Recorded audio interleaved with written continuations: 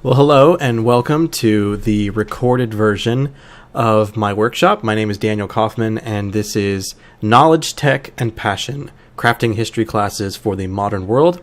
This is a workshop that was presented at the IACS Teachers Convention at Schaumburg Christian School in September of 2018. So this workshop is geared towards history teachers, and specifically what I would like to do in this workshop is essentially share ideas and things that I've learned over the time that I've been a history teacher, which is not all that long, but I think I have a few things to share. Number one, I want to share those ideas and resources with you and make it easy for you to perhaps adopt some of the things that I do or I've heard about and use them in your own classroom. I also want to demonstrate some of them. It won't be as easy to do over a recorded session, but we'll try nonetheless. And then finally, those three words within the title of the workshop, knowledge, tech, and passion, are kind of like the three things that if I were to boil down what I think makes a good, Christian school history teacher, it's those three things: knowledge about the subject matter, technology skills and use of them in your classroom, and then finally your passion, which is many different things: your faith, your walk with God, and your enthusiasm for what you teach. So that's the three basic kind of things we're going to talk about, and we'll start with knowledge. Now, this one's the easiest to kind of, obviously this is the sort of thing that history teachers should be good at, because history class is, of course, going to be full of facts and dates and events and people and that kind of thing. And so history class is always kind of known as being the knowledge heavy kind of course. And so that's where we'll start. I firmly believe that as the history teacher, you should strive to be the master of your content. Whatever it is you're teaching junior high history, you're teaching high school history, you're teaching geography or government or economics, whatever it is, know your textbook, master the content as best you can and as soon as you can.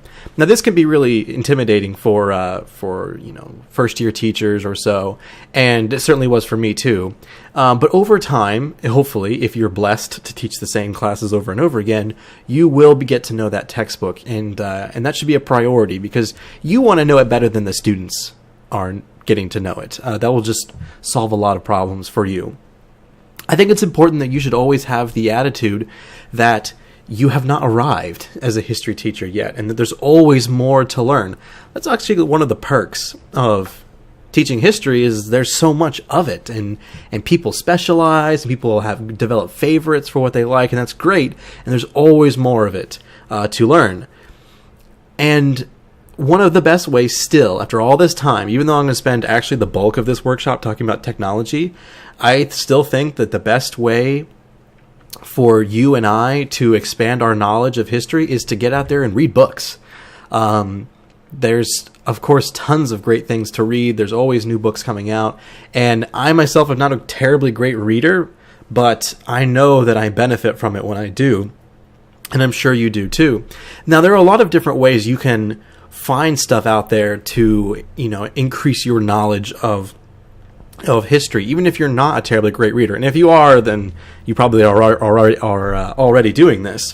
One helpful website that I found recently is called Ancient History Encyclopedia, and it's kind of like a Wikipedia, but just for ancient history, and if it was reliable and the articles were all written by professionals and not open to being edited by the public. And this is just an example of a website where they have tons of articles about various topics from ancient history. They're very user-friendly. They're very well illustrated, lots of good information, but it's not too deep and too heavy and too opaque for you or for your students. Another great idea, if you're struggling to come up with stuff to read, is just go to Amazon, check out what their top books are.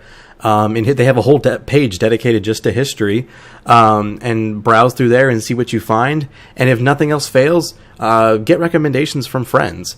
If you can, other history teachers or other people that you know are interested in history, and find yourself some good books to read. And in whatever spare time you may have, read them. On the student side of things, do your best to make your content and the knowledge that's in it easy for students to interact with.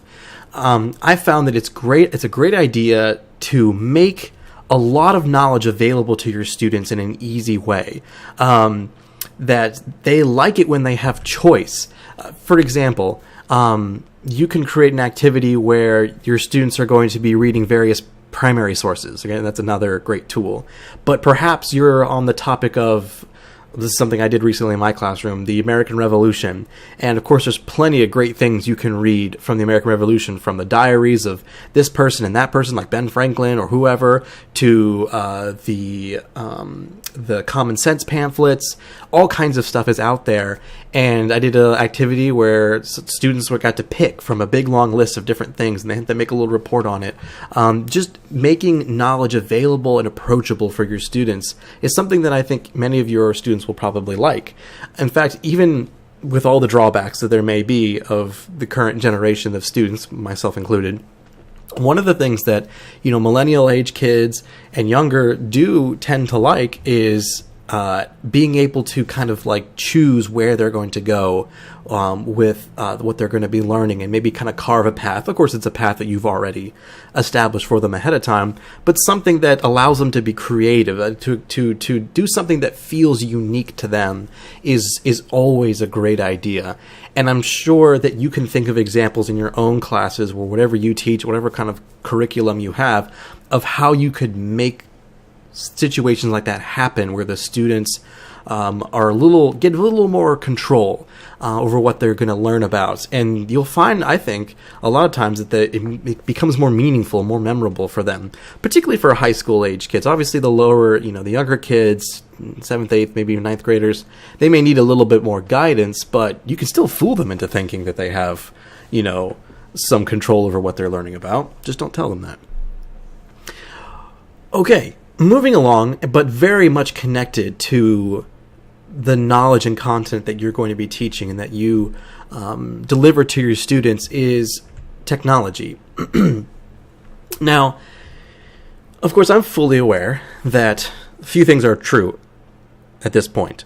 Not every teacher out there has the same level of technology skills and interest, and not all teachers have the same resources available to them in their school as far as computers and such go. So basically, I'm just going to talk about a wide variety of things that are about technology and how you can use them to enhance your content, your knowledge that you're teaching. And many of them could honestly be their own workshop in and of themselves. So I'm just going to briefly go over each of them. In the Google Shared folder, which hopefully you have access to, there is a document that has links to a lot of these websites and tools and things that I'm going to talk about. And so I encourage you, if any of them interest you, to go back later and take a look at it. But let's just talk about technology in general. Well, obviously, it can be a great tool for you as the teacher. There's so much stuff online that's already been made, and tools to help you make your own content out there. There are endless opportunities for students for what you can do. I mean, really, your imagination and your technology skills are really just the only limits as to what you can do if you have computers available in your classroom. And also, the reality is that technology skills really are a necessity, not just for you, the teacher, but more importantly for the students themselves. They need to be using computers as much as possible for something other than social media and video games in a classroom setting, because they're going to more than likely need those skills in college or even trade school, or most likely whatever they do when they get out of your school. They're going to need technology skills, and they're going to need practice using them. We all hear the adage, about how great kids today are with technology, and that's only somewhat true. I bet some of you who are teaching history probably also teach computer classes at your school, like I do. And you've probably seen as well that students are not necessarily, just because they're under the age of 30 doesn't mean they're great with computers. Well, sure, they might be good with an iPhone or playing some dumb game on a tablet, but if you set them in front of some kind of like productivity tool like Microsoft Office, or tell them to turn a desktop computer on, they're probably going to be at a loss for what to do. And so there's a real need to make sure that our students have the technology skills they need, and they need to practice those, because most of them are not going to get those skills on their own. We know they're not really born with it. It's not like they were injected with some technology serum when they were born. It's just that they've had a cell phone their whole life, probably.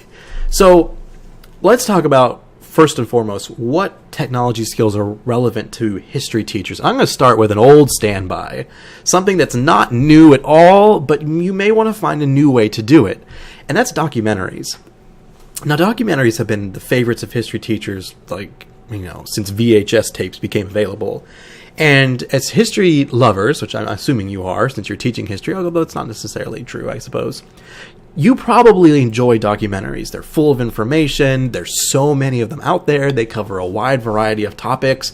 Who doesn't love the 6-part series on the American Revolution or the Civil War or World War II or whatever it is? And so it's natural that we would think, well, kids like video time, don't they? Well, yes, because they don't have to do any work usually. So wouldn't they benefit from watching documentaries? And I don't know what your experience has been, but for me, it's been mixed.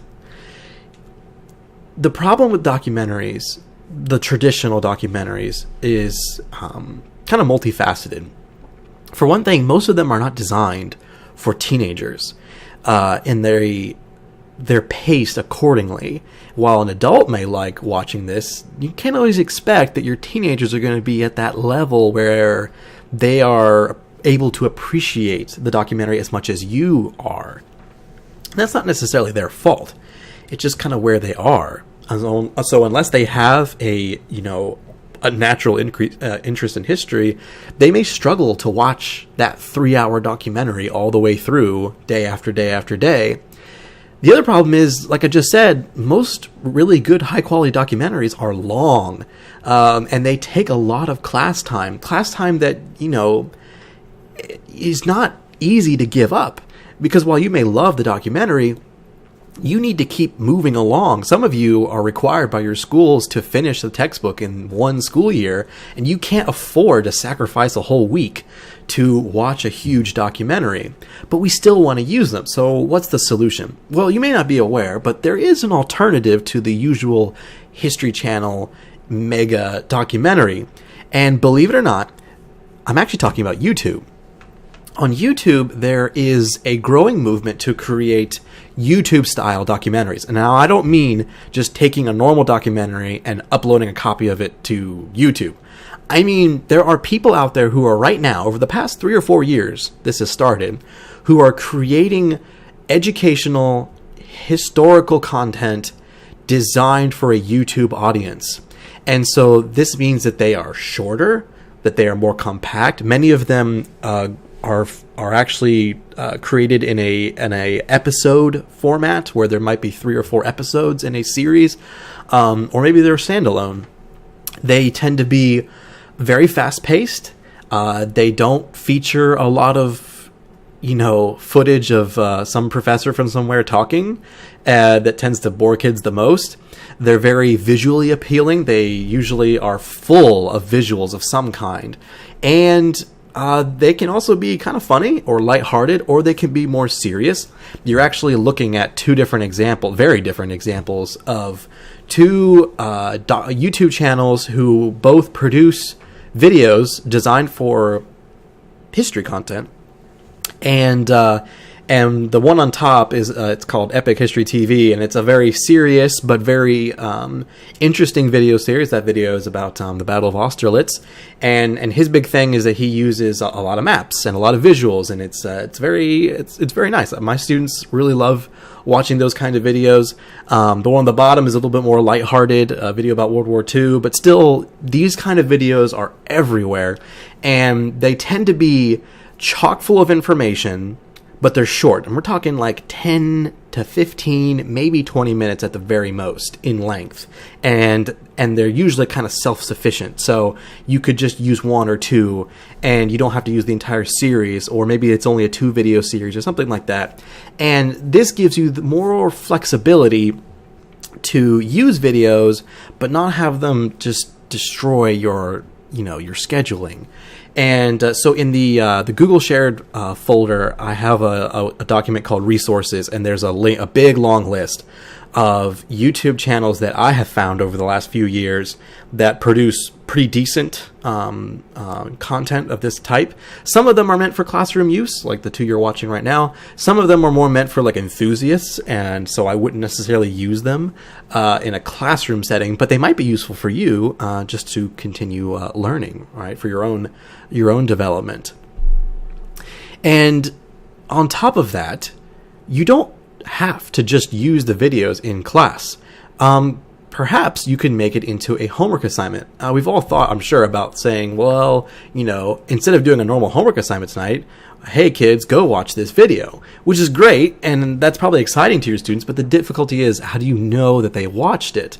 Well, if you pair up a YouTube video like one of these with something like Edpuzzle, which you may have heard before, then you've really got an exciting educational tool. Edpuzzle, for those of you who don't know, basically what you do is you create a video lesson where you just copy and paste the link from the YouTube video you want the kids to watch, and they actually watch it through Edpuzzle's website. So that takes care of all the comments and sidebars and any other objectionable content that might be there.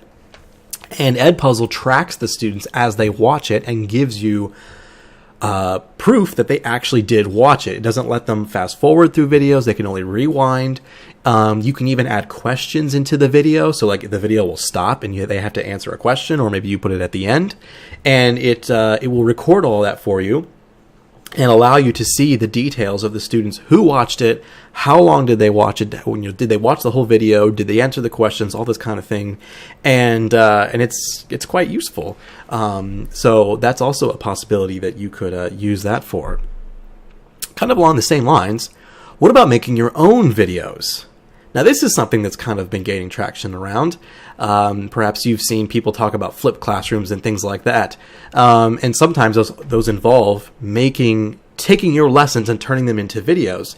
And there's some obvious reasons for doing this, such as students who are absent or have to leave early for some reason.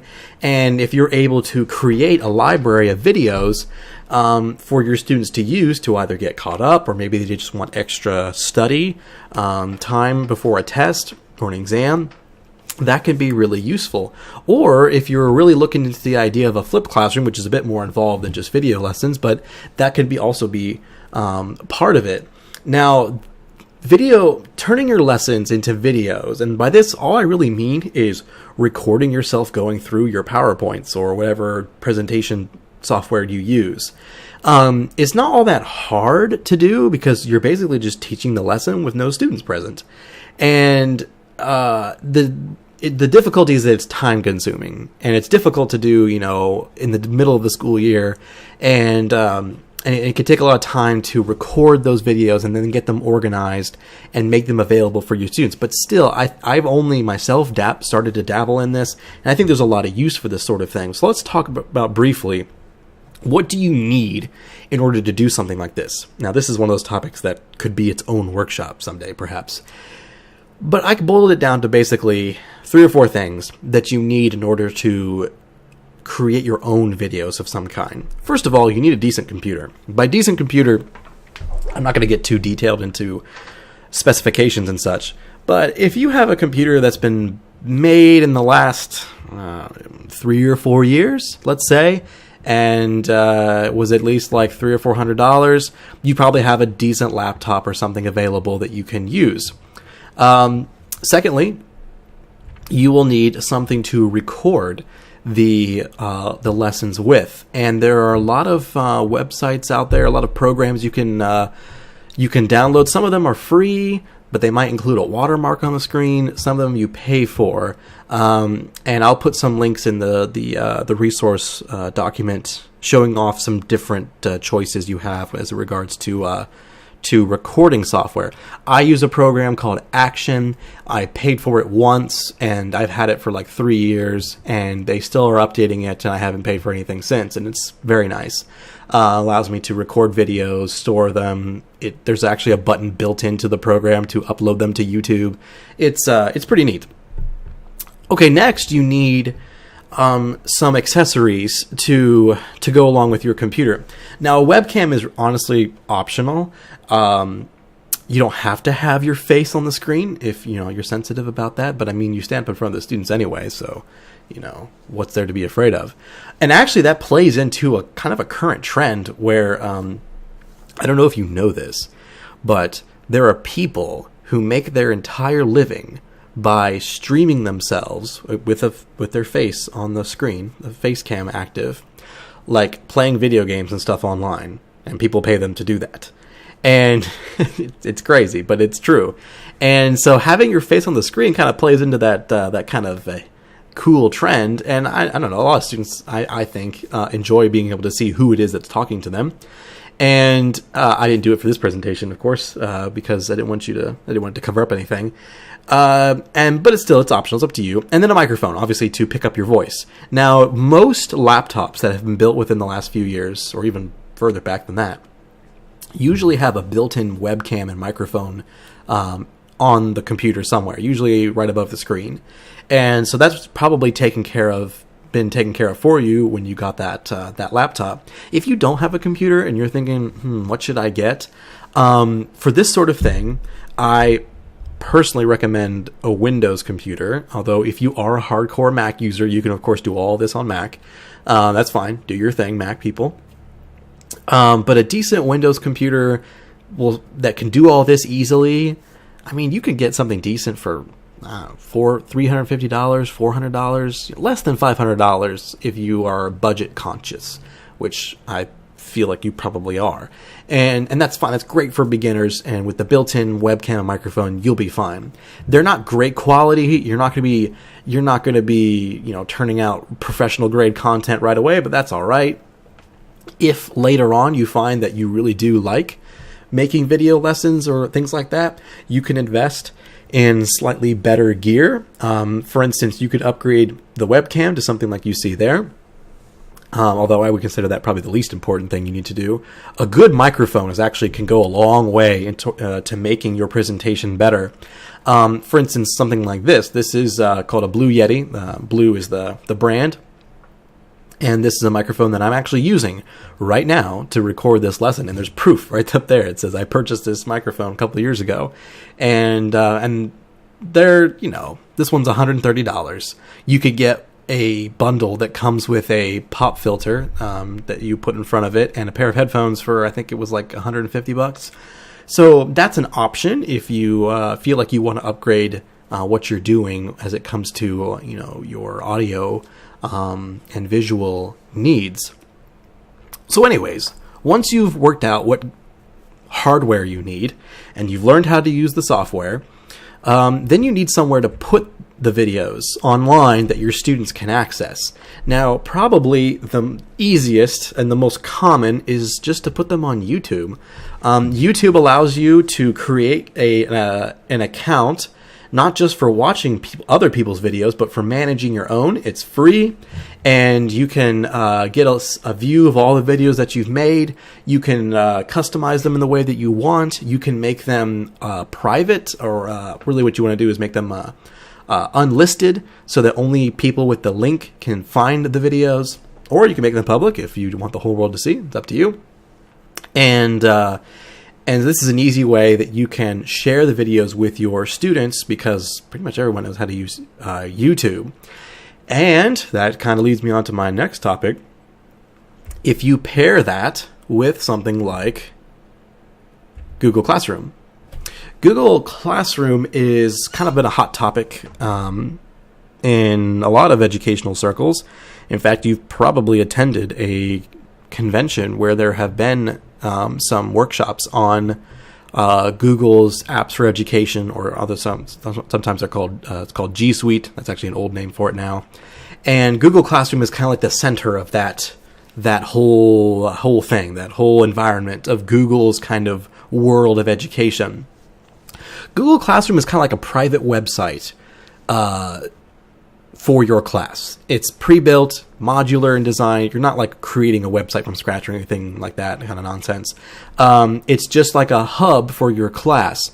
And really the main purpose is to allow you as the teacher to funnel information to your students and vice versa. I'll show you what it looks like. When you have a Google Classroom account, you can create as many classes as you want, and you invite the students into the classrooms using a code or an email invite. And you can then get a page. It looks like for instance, this is one of mine. It's kind of like, it's almost a little bit like a social media page, but not really. There's a stream where you can post things. There's you can make assignments in here, kind of like you would in your normal grade book. It even will generate a calendar so the students will see when their assignments are due. I use this every day in pretty much all my classes. And I've kind of trained my students to, just as the default, when they want to know what homework assignment is coming up and what, how do I do it, whatever, that's all on our Google Classroom. Now, it does not connect to our gradebook system. We use RenWeb at our school. And so whatever grades they get, that actually goes into RenWeb, not into to Google Classroom. But that's where they get the stuff to do. So if I was using that example where I made a YouTube video and I wanted the kids to watch it, or maybe I was putting it into Edpuzzle, or perhaps I wanted them to watch a documentary, I post all those links on our Google Classroom page, and the students, that's how they get the stuff that I want them to get, essentially. And they can actually post things on there too. This is a screenshot of my senior level U.S. government class, and I have a student up there who actually made a Quizlet flashcard set for our class, and so she posted it to our Google Classroom page so all the other students could click on that link and they would go to the Quizlet review flashcards that she had made. You can make little homework assignments, and students can turn in their homework to you digitally. I do this for most of my classes, where the students actually have the option, if they want to, they can still do it on paper, but if they want to, they can do their homework on a online document and turn it in that way. Or perhaps, like in the top left, you're actually looking at a reading quiz where the students are not doing the homework questions in the book, but instead they read the assigned homework, and when they come to class, they take a reading quiz, like I'm sure many of you do in your class as well. So in that situation, I'm actually posting a link to a Google form.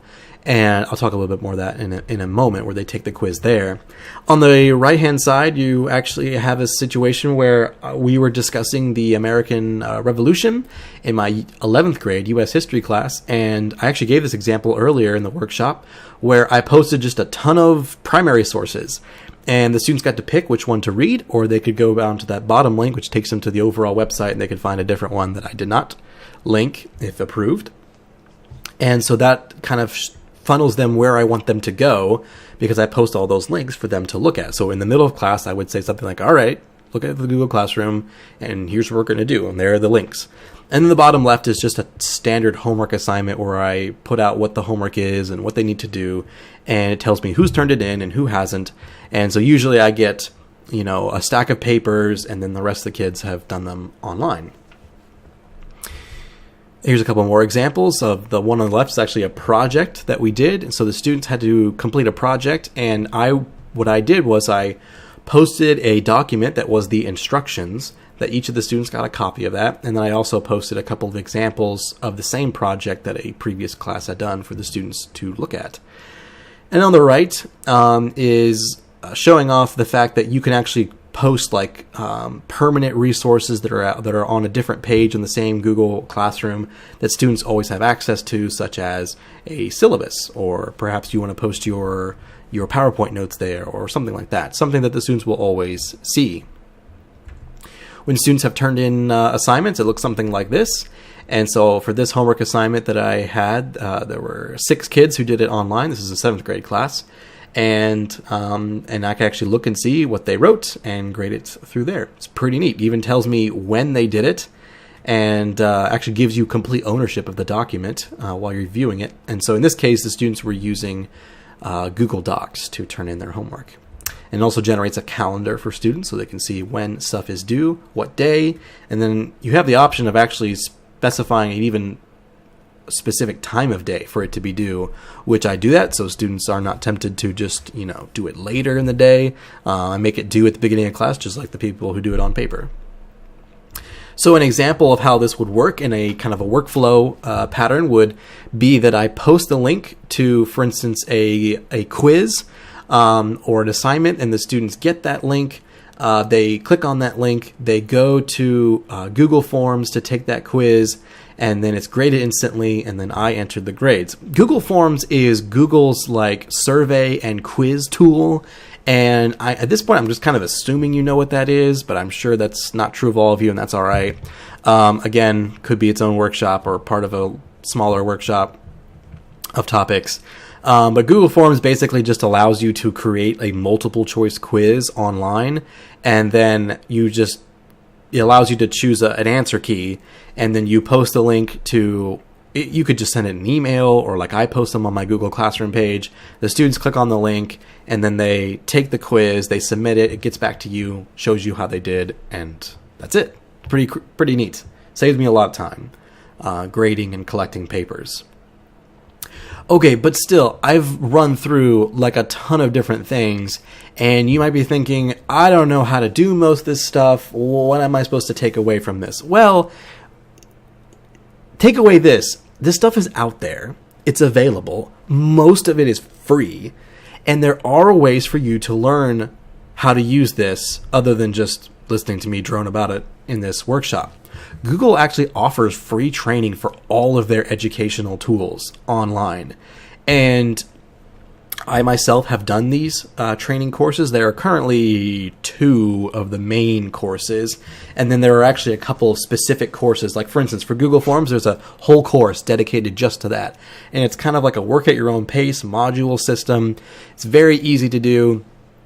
And I would highly recommend that if you're interested in knowing more about how to use Google's educational apps, go do their training. You can take a test from Google to get a certification from them.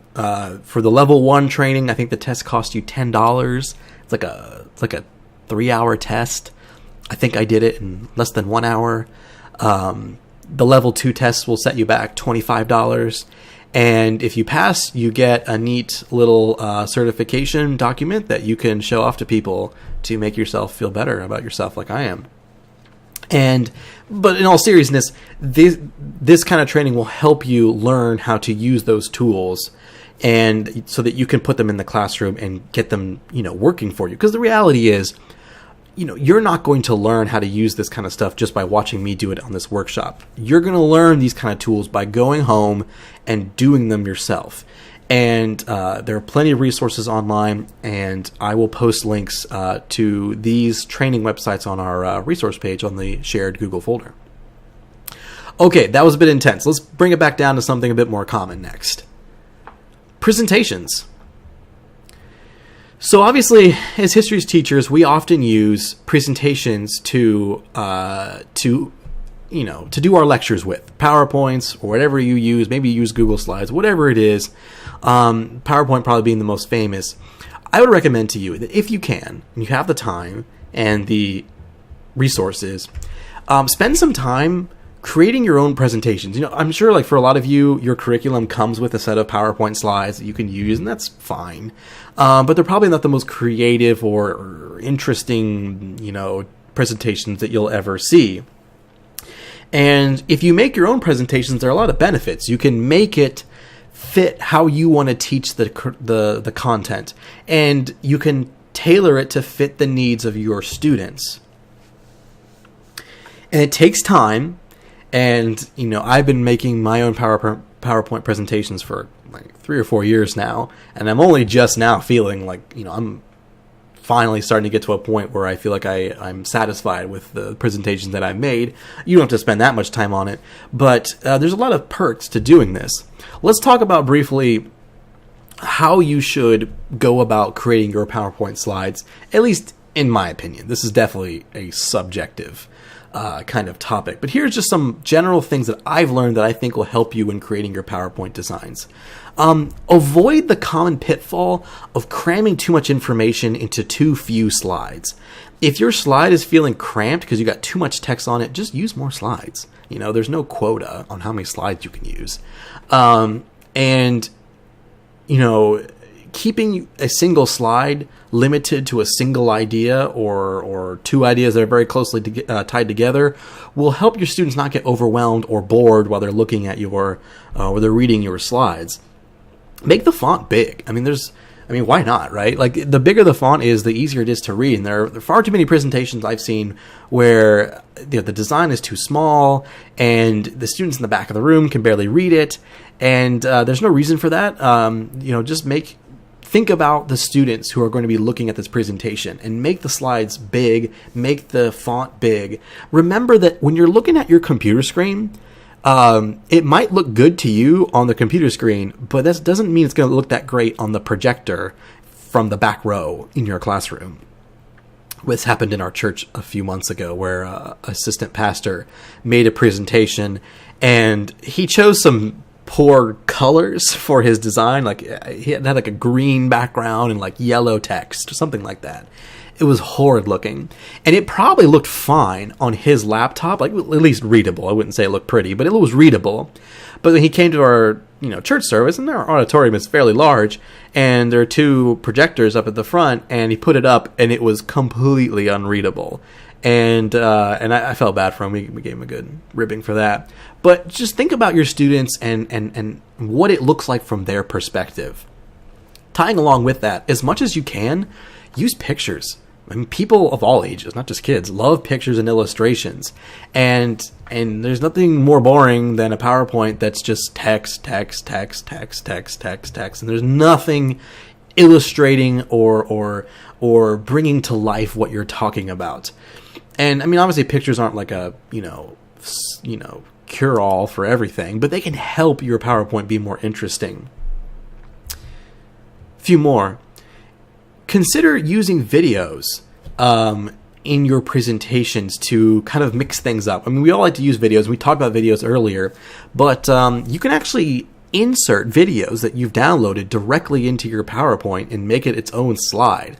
I always found it was so annoying if I wanted to show a video, I had to walk over to my computer, exit the presentation, bring up the browser that had the video, and then play the video. That's disruptive, and kids tend to kind of disconnect from what we're talking about. And you lose a lot of momentum doing that. So lately I've been trying to actually put videos directly into the PowerPoint to kind of keep that flow going. And that's not too hard to do. But again, this PowerPoint could be its own workshop. But again, there's training online. There's stuff you can learn how to do that kind of thing if you don't know. Also, you may want to actually build in some activities into your PowerPoints. This is kind of like just teaching in general. I'm sure many of you, if you've been teaching for any significant length of time, you know that your students only have a significant attention span, and sometimes things need to be broken up with some kind of activity or something to get them out of their seats or to get them involved. You can even build those kind of things directly into your PowerPoint so that it becomes part of your lesson, and students don't even notice. Again, trick them into learning. Trick them into having fun while they learn. As far as what software to use, my go-to choice is still Microsoft PowerPoint because I think it has the most features. It gives you the most tight control over what you're doing, and I think it's the best tool to use. But it's not free, and it does require the most skill. So if you want to try something a little bit simpler and it doesn't cost anything, Google Slides is a great alternative. It does most of the basic things that you need, but if you feel like you want to do something more advanced, consider using Microsoft PowerPoint. So all that to say, these slides, right? These come from a curriculum. These were not made by an actual teacher that I know of. Well, whoever made them at this particular publishing company. And, these are the kind of slides I'm talking about that aren't the most interesting for students to read. To look at. There's not a lot going on. As far as the amount of text on them, they're not too bad, but the color scheme is kind of meh. There are no pictures, no anything. And, if you can, avoid making slides like these. I know it's not possible for everybody, but if you're looking to enhance your instruction, enhance your lectures in some way, making your own PowerPoints and making them more reflective of who you are and what you're teaching and how you want to teach is a great idea. I did this actually this past summer. It's actually the reason I got asked to do this workshop is I was asked to teach a Sunday school class at our church. We were doing these kind of like elective things where people got to pick what Sunday school class to go to during the summer. And so they said, the pastor said, hey, can you do something on history? And I was like, okay. So I did a whole series on the history of Christianity within the Roman Empire. And I just spent the whole summer kind of going to town on making a humongous PowerPoint presentation for adults. It wasn't for teenagers. It was all adults. And using a lot of these same principles to make presentations that were interesting to look at and that kind of wrapped people into the thing that you're talking about, helping it come alive to them. And it went really well. People really liked it. People even who didn't necessarily think that they liked history. And if you spend enough time with something like PowerPoint, over time you will learn to do all kinds of creative things to enhance the visuals. To me, it definitely, what you're looking at, kind of reminds me of like you're watching a documentary, right? It's kind of that style of using visuals, using tools available to make your PowerPoints more than just this point, this point, this point, this point. Which is a lot of what I grew up with, really, when I was in high school. And when I became a teacher, I kind of decided I wanted to do something else. So these are just some examples of some of my favorite slides that I made from that Sunday school lesson of various kinds, and were in my summer presentation. Okay, I think I've droned on enough about technology. Let's bring it home to something more personal. Now, when it comes to what I think makes a good history teacher, having lots of knowledge is great, but it doesn't make you a great history teacher. The reality is, having lots of great technology is great, but doesn't make you a good history teacher. I think things like knowledge and technology, they help to amplify the abilities of a good teacher, but they don't create one out of thin air. Really, the thing that makes you a good teacher is your passion and your walk with God in a Christian school. I think more than anything, what makes a good history teacher effective and interesting to students is the fact that you love what you teach and it just spills out of you. You can't help but be excited for what you're teaching. And I think if you encourage that passion within yourself, it's going to make other things that I talked about on this list easier. It's going to make it easier to go out and learn a new skill or a new technology ability that you didn't have previously, because you're passionate about what you do and it's motivating you to go out and do that.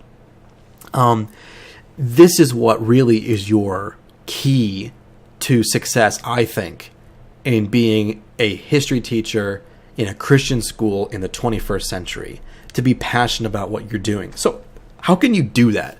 How can passion is not like something you can just like manufacture. And I think that's true. It isn't.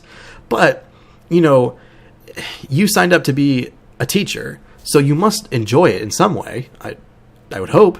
And there are a few things you can do to help preserve the excitement and passion that you have as a teacher. One thing that I've learned that I really struggled with when I first started teaching is just to be well prepared ahead of time. I was kind of always one of those kids who procrastinated, and that kind of bleeded into my college years and then also into my immediate years after college. And there's nothing more frustrating as a teacher to realize that like the bell's about to ring, I'm not ready for class, I haven't done this, I haven't done that, and there are 5 students at my desk trying to get my attention for various things. And that's not easy to teach in that kind of situation. And if you're not prepared, that can ruin your whole day. one of the best feelings in the world as a teacher, I think, one of them, there are many, is being really well prepared and having a lesson go really, really well, and then getting to the end and being like, yes, that was great. And not that that's always going to happen, even when you are well prepared, but it makes it so much more likely that things will go well for you. Knowing the lesson ahead of time, having your materials printed off, having that PowerPoint ready, quiz ready, or whatever it is that you are going to use, whatever activity you're going to do, having that prepared ahead of time and doing the work that you need to do the night before is going to go so far to help you being a passionate teacher, because then your mind is free of all the distractions that could be there, and you're free to concentrate on what it is that your mission is, your objective is that day. Next, just maintain the attitude that you always want to be learning and growing as a teacher. Try to avoid the complacency that affects so many people. Because if you allow yourself to fall into that trap, then you're going to start to perhaps lose that passion and fall behind in various ways.